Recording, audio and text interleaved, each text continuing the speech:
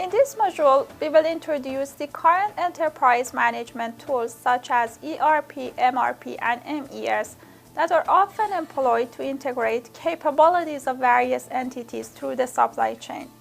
We will provide a broad overview of these tools and will review the capabilities of each of them.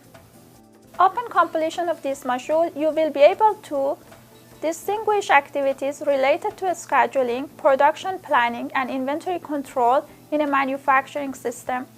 State the features of manufacturing process management systems.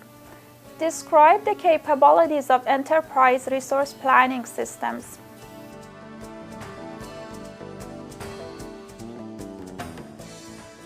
Let's define three concepts: inventory, scheduling, and production planning. Inventories are the resources or manufactured products that a company holds. For example, raw materials that the company stores for future use. Scheduling is the process of arranging, optimizing, and allocating different resources to manufacturing activities. Production planning refers to the planning of production activities by proper resource allocation based on consumer demands and production capacity. Production planning has 4 steps and basically deals with determining how much and when to produce. The first step is to identify the required product mix and factory load with respect to the demand. The second step is to allocate the available current level of resources and match them with production load. The third step is to schedule the actual workload activities in the factory. And finally, step 4 is to schedule and set up the delivery of the products. Now that we are familiar with the concepts of inventory, scheduling, and production planning, let's talk about material requirements planning or MRP1 systems. MRP1 is a software-based tool that matches production planning with inventory control of a company in order to control and manage manufacturing processes. MRP1 aims at optimizing the connection of supply and demand.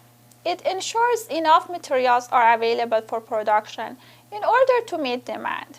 If that is not possible, it determines what to purchase and when. In addition, it schedules production activities and ensures that the level of inventory is maintained as low as possible to avoid inventory holding costs. For each component of the product or assembly, MRP1 seeks to establish required inventory levels. The MRP1 system starts with establishing the total inventory required. Then the sum of beginning inventory levels and current receipts is deducted from the total inventory requirement to establish inventory needs. Typically, a safety stock is added to mitigate contingencies.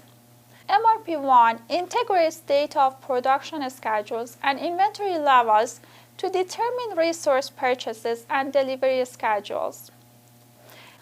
Production of large quantities of identical products was something common in 1960s and 1970s when MRP1 first was released to the market. These days, the consumer plays a significant role in production planning and influences many aspects of manufacturing systems.